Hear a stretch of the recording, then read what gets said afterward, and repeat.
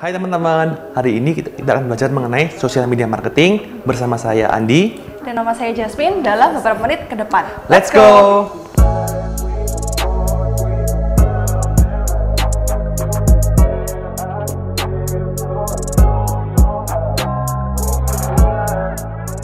Jadi, apa itu sosial media? Sosial media menurut Wikipedia adalah ini. Bisa teman-teman baca di sini. Nah, perlu diketahui kalau misalnya sosial media itu bukan lapak jualan. Kalau misalnya Tokopedia, Shopee, itu bukan sosial media, tapi lapak jualan, e-commerce, tempat orang-orang jualan. Jadi kalau teman-teman mau membuka sosial media buat bisnis, pastikan teman-teman memanusiakan orang-orang yang sudah follow, yang sudah nge-view, yang sudah nge-like, harus dimanusiakan semua. Jangan treat dia sebagai robot, jangan treat dia sebagai raja, tapi perlakuan dia sebagai selayaknya manusia. Sosial media itu ada banyak banget di dunia ini. Tetapi kali ini kita mau belajar mengenai beberapa saja yang sering dipakai sama teman-teman di sini atau bahkan sama praktisi-praktisi di Indonesia. Seperti ini contohnya. Nah, kenapa sih Google Plus aku hitamin? Nah, karena Google Plus itu sudah official tutup per tahun lalu. Jadi Google Plus sudah nggak masuk lagi ke dalam topik sosial media karena udah di-close sama Google. Jadi kita akan belajar mengenai beberapa sosial media yang akan dipakai oleh kita semua dalam perkuliahan FE kali ini. Let's go. Pertama-tama kita mau belajar dulu yang mengenai Instagram. Oke, Instagram ini seperti yang teman-teman tahu sudah dipakai sama banyak orang, dipakai millennials, dipakai sama banyak brand, dan juga menjadi sumber inspirasi buat teman-teman juga. Nah, selain 3 ini bisa dipakai buat satu lagi nih, namanya personal branding. Di mana teman-teman sudah nggak menggunakan lagi yang namanya kartu nama, sudah nggak menggunakan lagi yang namanya kartu-kartu brosur sejenisnya, tapi bisa menggunakan Instagram sebagai personal branding teman-teman untuk mengungkapkan siapa sih teman-teman, di sini mau ngapain, dan seperti apa karyanya. Ngomong-ngomong soal Instagram, banyak nih pertanyaan yang masuk. Tapi salah satunya ada banyak pertanyaan yang masuk seperti ini. Perlu nggak sih kalau aku jualan nyantumin harga di caption, nyantumin harga di foto? Perlu nggak sih? Nah, menurut teman-teman perlu nggak nih? Coba dipikir dulu.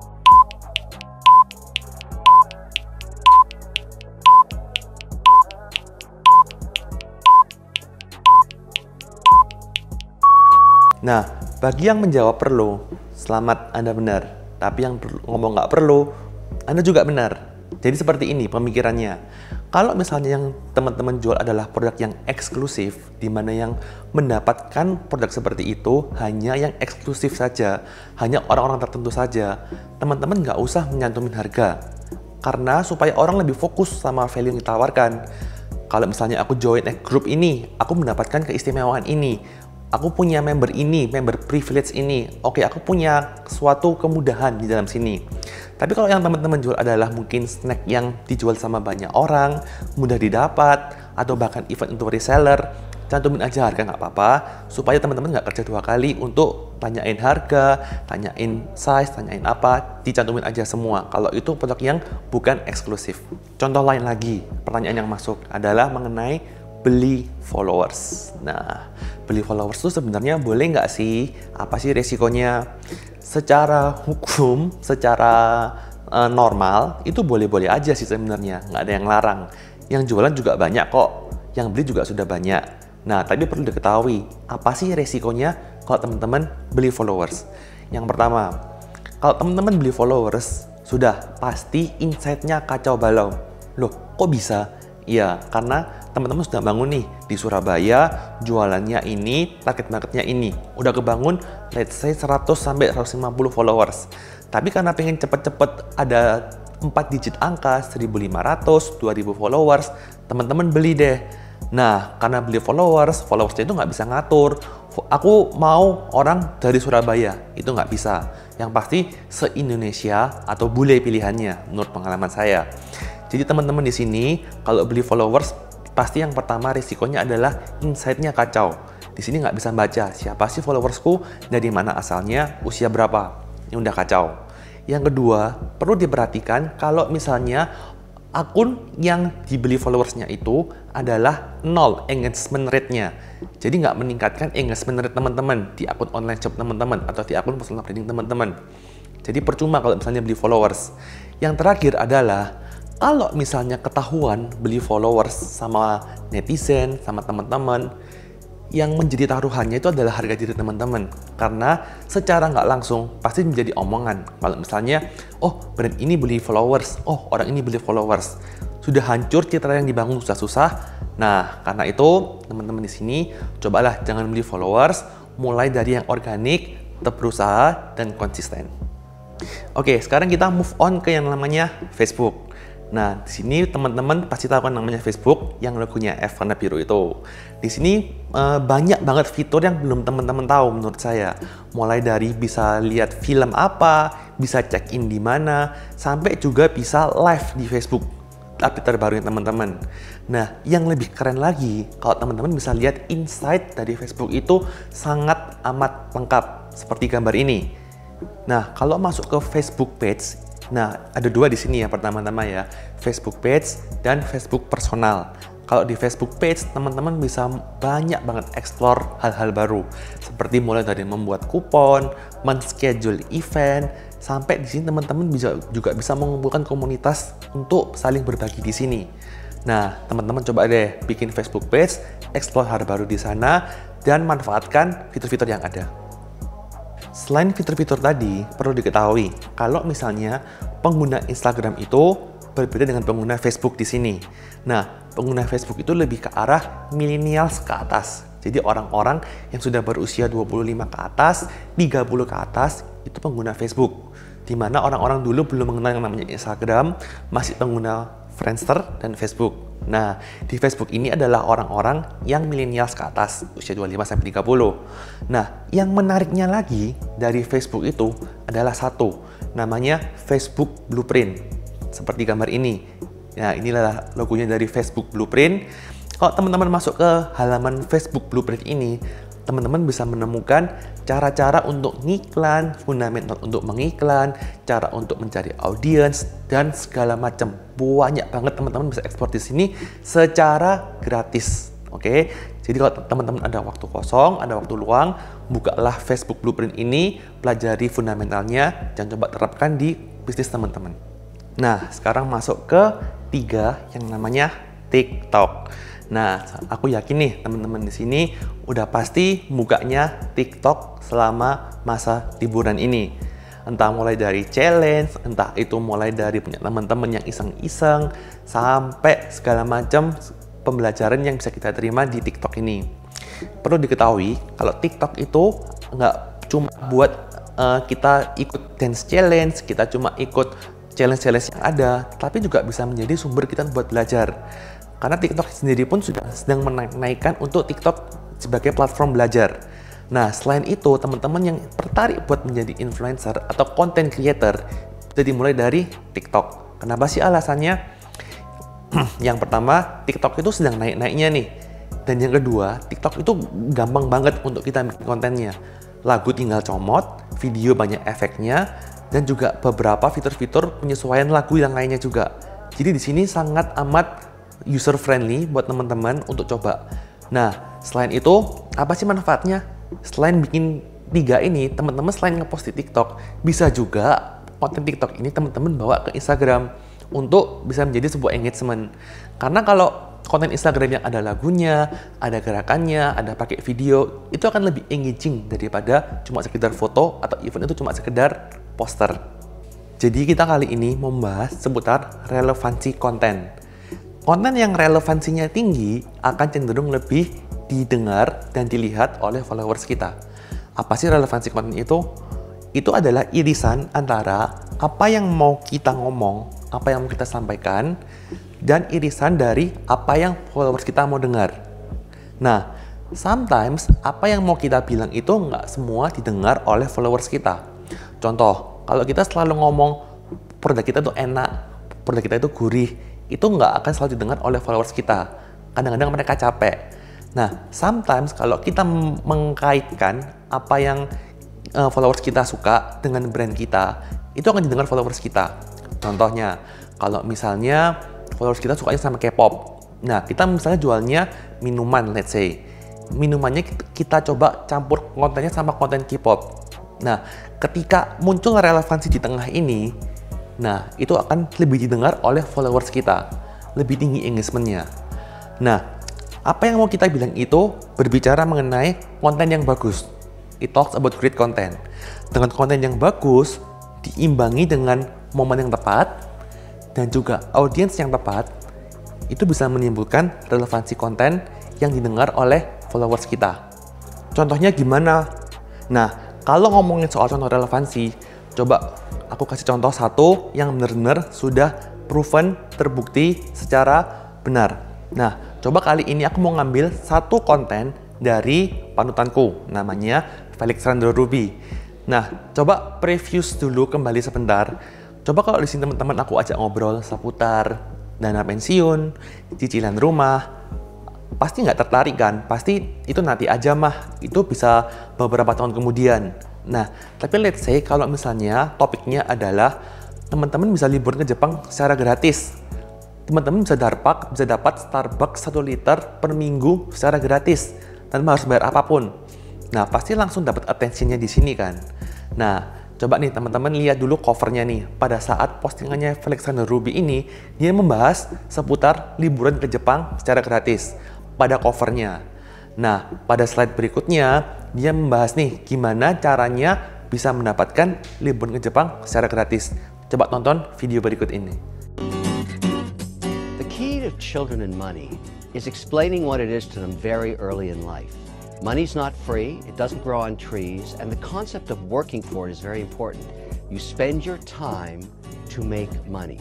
The concept of investing and sleeping and watching money grow is something I introduced to my kids when they were 5 and 6 years old, that you could actually put money into an account. Now, I have to be honest, it was a glass piggy bank, but then I'd put a few pennies in it while they were sleeping. And the idea was that they'd wake up and see there was more there. That was for them to understand the concept of compounded interest. Now, the trouble with that is I had to keep putting money into that little glass piggy bank for quite a while. But they got it and they understood it really early on. And now they're pretty good investors. They understand the idea that money makes money. And when you spend it, you kill that money. If it's gone out of the bank, it can't make more money from itself because it's gone. You put it into a pair of shoes, or you put it into a sweater. Nah, pada slide berikutnya, ternyata beliau baru mulai ngasih rahasianya nih, yang publik sudah banyak tahu juga, namanya investasi. Pada slide berikutnya, beliau mulai memberikan contoh-contoh hitung-hitungannya yang tentunya sudah proven dan dia juga sudah menerapkan. Nah, pada slide ke-9, dia baru ngasih tahu nih, kalau mau investasi, ada di sini, sama di sini. Slide itu dinamakan slide action. Nah, seperti apa sih itu? Apakah ada tekniknya? Tentu ada. Namanya adalah AIDA. AIDA sendiri adalah singkatan dari attention, interest, desire, dan action. Attention itu berbicara mengenai cover postinganmu. Seperti tadi, covernya mau liburan ke Jepang secara gratis, atau teman-teman bisa dapat Starbucks 1 liter secara gratis dalam waktu 1 minggu. Menarik bukan? Kita mulai mendapatkan attention dari para followers kita. Kedua, interest. Kita mulai membuat cerita nih, gimana cara dapetinnya, gimana cara hitung-hitungannya, gimana cara untuk kita membagikan ke sesama kita, mulai dari interest. Nah, setelah kita mulai membuat cover yang bagus, kita bikin cerita di bagian interest ini, masuklah ke bagian D. Nah, bagian desire ini adalah bagian di mana teman-teman mulai harus nge-wrap up story-nya, bikin satu punchline yang menarik untuk teman-teman bisa lakuin. Nah, setelah mulai di-wrap up dari story-nya, masuklah ke bagian action. Maksudnya kayak gimana? Setelah followers kalian melihat dari semua 3 ini, berikutnya apa sih yang harus dilakukan berikutnya? Action apa yang harus dilakukan berikutnya? Nah, setelah dari 4 ini sudah mulai termasuk dalam sebuah konten, dibiasakan, orang-orang juga akan lebih membiasakan diri untuk take action instead of cuma nge-like aja. Jadi perlu diperhatikan, AIDA ini merupakan teknik orang jualan yang secara soft selling melalui sosial media. Nah, tadi kita sudah bahas relevansi konten, kita sudah bahas yang namanya AIDA juga. Nah, kita mau bahas satu lagi ini, yang namanya emotion arousal, atau bahasa Indonesianya gairah emosi. Dimana kalau teman-teman melihat konten yang bisa membuat teman ngakak, terbahak-bahak, atau bahkan sedih, atau bahkan merasa takut, itu more likely akan tinggi engagementnya. Seperti banyak orang yang komen, banyak orang yang nge-share, banyak orang yang nge-like.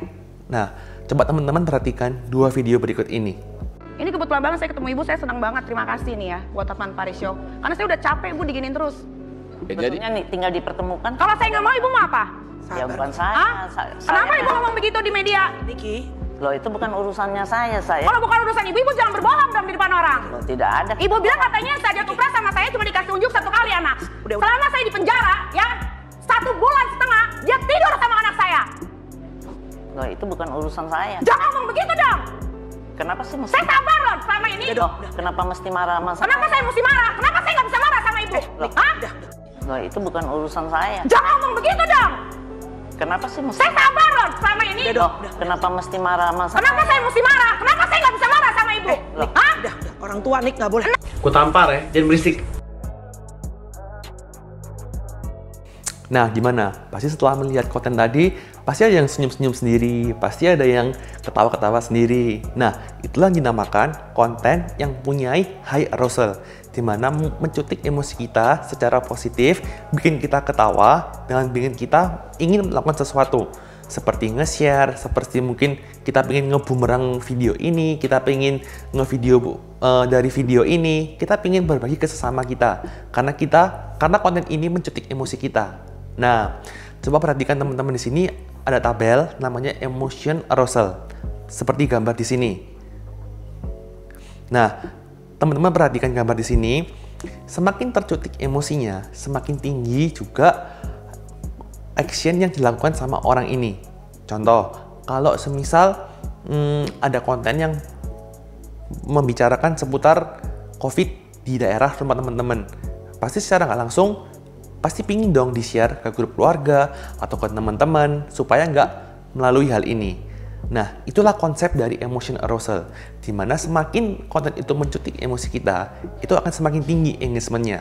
Karena orang akan semakin bertindak berdasarkan emosi dia secara psikologi. Nah, that's why dagelan itu rame. Karena orang-orang di sana itu butuh hiburan.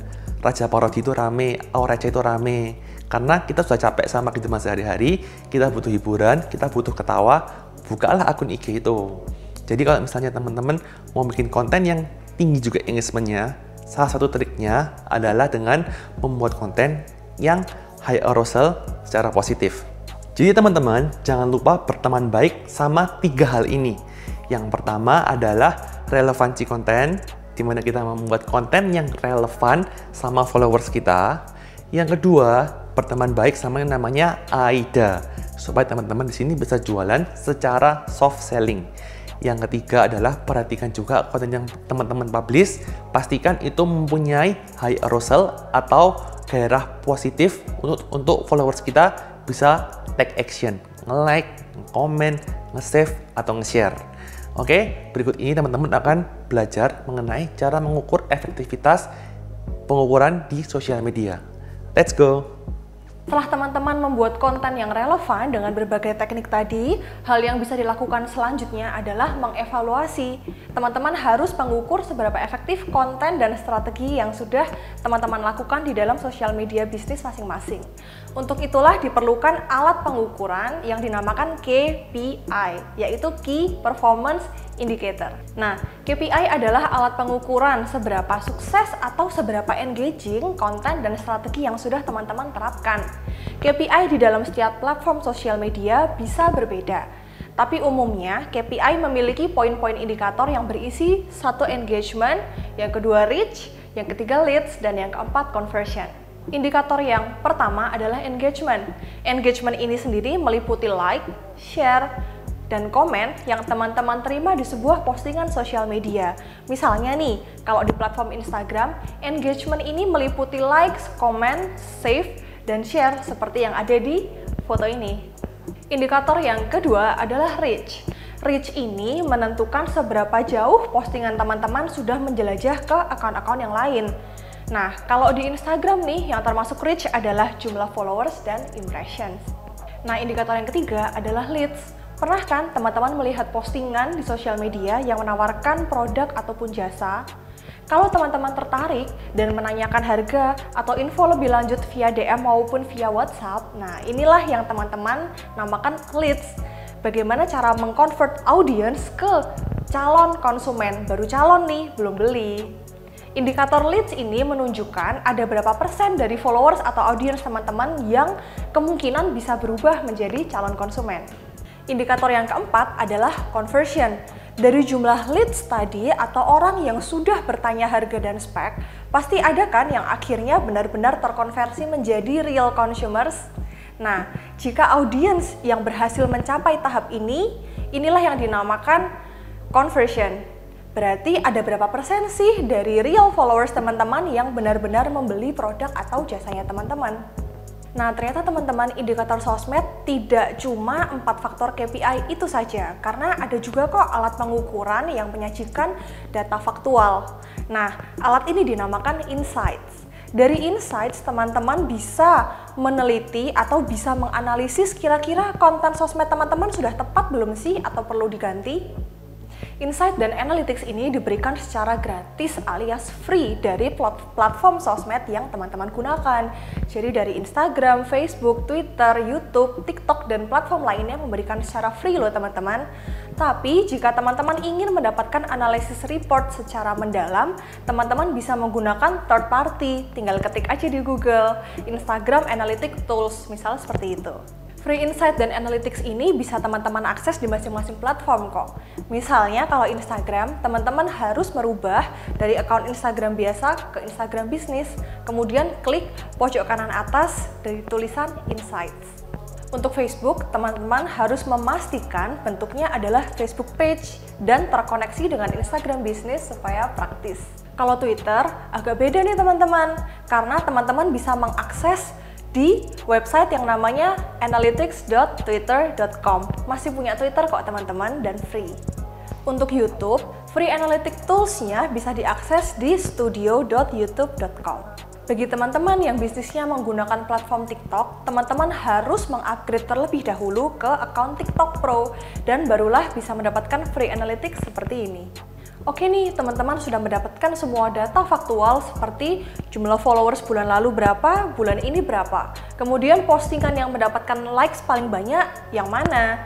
Kalau yang postingannya paling sedikit likes, yang mana nih? Nah, tapi apa gunanya sih teman-teman semua data-data ini? Berdasarkan data tersebut, teman-teman bisa mendapatkan input untuk pengembangan sosmed teman-teman di masing-masing platform loh. Misalnya, gimana sih progress followers growth setiap bulan? Meningkat atau menurun ya? Kalau menurun, kira-kira penyebabnya apa? Apa konten teman-teman kurang asik dan kurang relevan? Atau mungkin adminnya kurang sering nyapa followers nih? Engagement dan leads-nya gimana nih teman-teman? Kenapa reach-nya banyak tapi yang tanya produk malah sedikit? Terus, tipe konten apa yang paling banyak disukai? Yang paling banyak likes-nya, tipe yang seperti apa sih? Apakah tips? Ataukah foto yang malah ada wajah orangnya? Yang terakhir, apakah followers teman-teman sudah sesuai dengan persona target market yang teman-teman sasar? Kan setiap platform menyajikan data demografis berupa followers tuh, ada gender, ada usia, ada lokasi, dan sebagainya. Apakah followers itu sudah sesuai dengan target marketnya teman-teman? Jangan sampai produk bisnis teman-teman ditujukan untuk kaum yang mom, tapi audiensnya di sosmed malah banyak anak SMA. Nggak heran deh kalau nggak mendatangkan leads yang banyak. Selanjutnya, kami akan membagikan tips dan trik yang bisa teman-teman terapkan. Tips dan trik ini sudah kami buktikan sendiri loh. Tips pertama, buatlah konten yang relevan dengan audiensnya teman-teman dan juga relevan untuk platform tersebut. Misalnya nih, kalau kontennya untuk Instagram dan Facebook pasti berupa foto. Kalau di TikTok, pasti bentuk kontennya adalah video durasi pendek seperti misalnya cek challenge dan sebagainya. Sedangkan untuk YouTube, pasti video review berdurasi panjang. Upload secara rutin bisa digunakan untuk menghindari penurunan followers atau di-unfollow nih sama followersnya teman-teman. Bisa upload di feeds atau bisa upload di stories. Yang penting tentukan jadwal rutin dan patuhi jadwal tersebut. Misalnya, teman-teman ingin upload setiap 2 hari sekali. Tentukan jamnya. Oh, mungkin pas jam pulang kerja atau jam makan malam. Jangan jadi admin yang sombong loh teman-teman. Balas beberapa komen atau tweet di postingan dan gunakan bahasa yang relevan dengan audiens. Khusus untuk negatif comments, lebih baik teman-teman menggiring komen tersebut via DM. Jadi komen teman-teman nggak berubah menjadi lapak war. Nyiapin konten bagus tapi nggak dipromot. Terus siapa sih yang lihat konten kalian kalau gitu? Nah, sama kayak kalian udah dress up maksimal tapi nggak kenalan sama kanan kiri. Gimana bisa dapat pacarnya nih? Alokasi budget untuk promosi bisa disesuaikan dengan kebutuhan kalian kok. Jadi siapkan aja budget secukupnya. Misalnya start from 20.000 per hari, supaya konten kalian bisa dipromot dan mendapatkan followers baru. Pertanyaan paling umum yang sering kami dapatkan adalah platform mana sih yang terbaik? Nah, jawabannya kalau kalian belum coba sendiri, kalian nggak akan tahu seberapa efektif engagement dan leads yang diberikan di masing-masing platform. Jadi teman-teman jangan ragu untuk mulai trial and error, mulai dari pemilihan platform hingga pembuatan style konten. Melakukan trial and error akan mendatangkan sukses formula buat brand kalian. Ini nih yang paling penting. Yang terakhir adalah surviving brand is a brand who adapts. Jadi sesuaikan konten kalian dengan kejadian terkini yang ada di sekitar kalian. Misalnya membuat konten yang related dengan COVID atau pandemik di masa seperti ini. Gunakan hashtag yang relevan juga ya teman-teman, misalnya hashtag stay at home atau hashtag lain yang memang relevan. Teman-teman, tadi kan udah belajar nih gimana caranya membuat konten yang bagus, serta mengaplikasikan insight dan mendapatkan feedback dari social media analytics. Sekarang kita akan masuk ke sesi diskusi supaya teman-teman bisa punya pemahaman lebih mengenai saran-saran yang lebih applicable buat bisnis teman-teman. Oke teman-teman, sekarang kita punya Pak Andi di sini. Pak Andi adalah pemilik dari Info Surabaya dan juga praktisi sosial media. Nah, Pak Andi, kalau menurut Pak Andi, kira-kira berapa sih pemakaian hashtag yang tepat untuk sebuah konten di sosial media? Nah, dalam penggunaan hashtag nih, Bu Jasmine, perlu diperhatikan nih, kalau misalnya hashtag itu juga harus yang namanya relevan. Nggak boleh nih, misalnya kalau ada hashtag yang lagi viral, misalnya TikTok Challenge, karena lagi viral kan itu banyak dipakai di Instagram. Mentang-mentang lagi viral, kita jualannya kopi, dipakai di hashtagnya, kan nggak relevan itu. Nah, kalau pakai hashtag, pastikan itu adalah hashtag yang relevan. Contoh kalau jualan kopi, tulis aja coffee shop, ditambahin lokasi juga boleh, coffee shop Surabaya, atau deskripsiin menunya, coffee shop Surabaya, ice latte Surabaya, atau misalnya green tea latte Surabaya, seperti itu nggak apa-apa. Ada tambahan mungkin Bu Jasmine? Berarti kita harus pakai hashtag yang relevan, tapi secara jumlah nih Pak Andi, baiknya berapa ya supaya pemakaian hashtag ini bisa maksimal? Secara maksimal itu adalah 30 hashtag. Nah, tetapi menurut saya dalam sebuah konten itu kurang lebih 10 yang optimal dan 10 yang relevan kalau ditemukan biasanya. Tapi jangan mentang-mentang ini pengen dapat banyak like, pakai hashtag like for like ya. Karena yang like itu pasti orang luar, bukan orang Indonesia menurut saya. Jadi kembali lagi sesuai dengan kebutuhan, butuhnya berapa, more or less 10 yang relevan dengan konten yang teman-teman upload.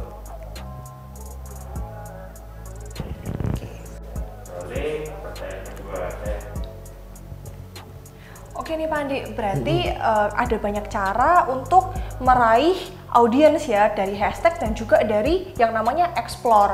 Untuk sebuah postingan sendiri supaya bisa masuk ke explore-nya orang-orang, kira-kira butuh apa aja sih Pak Andi? Nah, yang pertama butuh namanya usaha. Usaha buat bikin konten. Nah, kalau cuma sekedar foto pakai HP ngeblur, jangan harap masuk explore ya. Tapi coba teman-teman lihat explore teman-teman, pasti itu adalah foto-foto yang ada effortnya, itu dari tempat yang bagus, atau kalau foto fashion, make up biasanya, nggak cuma bangun tidur terus foto. Nah, di sini kalau pingin masuk explore, berarti itu harus konten yang dijangkau dulu sama followersnya. Ketika followers sudah bisa menjangkau konten teman-teman ini, satu ini ya, misalnya ada 500 follower. Nah, ketika misalnya 50% lah, itu menjangkau ini, nge-like ini semua. Secara nggak langsung, pasti muncul di explore. Nah, ketika muncul di explore sendiri itu pun, itu kembali lagi ke orang yang menerima laman itu. Nah, ketika orang melihat konten ini, apakah diklik atau enggak? Ketika ini diklik, baru masuk di insight-nya, satu nambah di explore. Nah, jadi pada dasarnya kalau ingin masuk explore, kalau ingin reach more audience, bikinlah konten yang satu relevan, Dan 2 juga pastikan itu bagus. Yes, ini memang takes time, butuh latihan, butuh belajar, dan butuh dipraktekkan juga. Dan juga teman-teman, ada juga yang namanya Instagram Shopping. Instagram Shopping disediakan lapak tersendiri di Explore Instagram. Jadi caranya adalah teman-teman harus punya website dulu, kemudian punya Instagram bisnis, di-linkkan antara website dan Instagram bisnis, kemudian di-tag deh produk yang teman-teman upload ke link jualannya. Itu juga bisa salah satu cara masuk ke Explore loh teman-teman. Tentu saja saya dan Pak Andi sangat-sangat pengen nih kalau teman-teman bisa mempunyai skill yang mumpuni di dalam dunia sosial media supaya bisa memasarkan produk dan brand teman-teman dengan cara yang tepat. Nah, selain dari video pembelajaran ini pasti masih ada cara lain dong Pak Andi supaya teman-teman bisa meningkatkan skill sosial medianya. Kira-kira apa aja nih Pak? Banyak banget nih cara sebenarnya. Cuma aku kali ini bakal share cara yang saya pakai sebelum-sebelumnya. Yang pertama, mau rela untuk investasi, ngeluarin duit buat ikut workshop berbayar. Karena menurut saya antara podcast, YouTube, dan workshop berbayar itu berbeda. Ada yang disajikan lebih di workshop berbayar ini. Jadi pastikan investasi dulu ke workshop berbayar. Yang kedua, I know it's a really hard habit untuk mulai namanya membaca buku. Membaca buku, kalau bingung membaca buku di mana, bakal ada link di bawah ini namanya bit.ly/baca buku ini ketika lo. Teman-teman klik, terus search nih, ada buku seputar passion, ikigai, digital marketing, life skill juga, ada banyak di sana. Teman-teman bisa mulai baca di situ. Dan yang terakhir adalah lifelong learning. Jangan sampai teman-teman merasa udah ikut 1 workshop, 2 workshop, merasa jago, udah stop berhenti di sana belajarnya. Belajar terus sampai teman-teman nggak sanggup buat belajar lagi. Nah, itu versi dari saya. Kalau versi Bu Jasmine gimana? Kurang lebih sama nih Pak Andi. Dari saya juga punya pendapat yang sama kayak Pak Andi. Dan jangan lupa, sosial media itu terus berkembang teman-teman. Apa yang bisa diaplikasikan tahun ini mungkin nggak bisa diaplikasikan tahun depan karena sudah tidak relevan lagi. Jadi kalau saran saya, teman-teman bisa menentukan sosial media guru yang ingin diikuti. Kemudian teman-teman rajin mengikuti atau memantau apa aja sih tips-tips yang diberikan. Jangan pernah berhenti belajar ya teman-teman.